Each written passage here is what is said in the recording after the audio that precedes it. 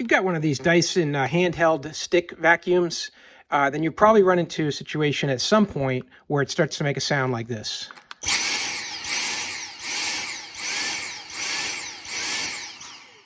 Now that's usually an indicator that it's plugged up. So you can see by putting my hand over it here, and it's pulsing like crazy. So what that's telling you is that somewhere in here, it's plugged up and you got to clean it out. Now, draining it out of the bottom compartment here, that's good, but that's not always the fix. Let me show you a couple other ways that you need to open this thing up and clean it out to get crud out of here so that you don't have this problem anymore.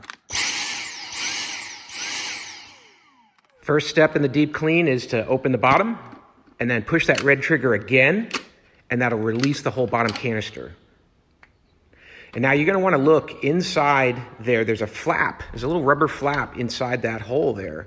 And you want to make sure that's not plugged, because debris can get stuck inside there, and that's going to be not easy to see, but it's going to slow down the flow, and that's going to send that thing into that surging mode. So make sure that's cleaned out. Maybe put a toothbrush in there, bang it out, and get it clear so that you can see right in that shaft all the way through. And you can clearly see, like here, my finger on the other side. The next part is that center of that debris housing. It just collects a bunch of dirt in there. It gets caked on, and it doesn't come out when you just open the bottom. So as you can see here, as I start banging on this table, look at the dirt that's coming out of there. It's really packed in dust. And if it gets any moisture, and it starts to make it like a clay, and it is just like caked in there. So you're going to do this several times. Try to knock out as much of that as you can.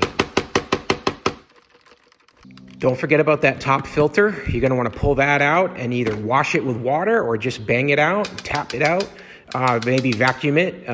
But if you do wash it with water, make sure you dry it before you put it back in. And that thing will also be an option for solving this problem. And then one final way that this can get plugged is right here on the exhaust where it blows the air out. This back piece here can be removed. There's a sponge inside there that you can clean. To remove this, you've got to take this out from here. There are some clips. See my other video about how to do that so you can safely open up the engine on your machine without breaking it. There's a screw here you got to remove, but also there's some clips that make it a little bit tricky. So hey, I hope this video is helpful to solve that issue with it pulsing and that sound that it makes when it's just not working right because you just got it plugged up.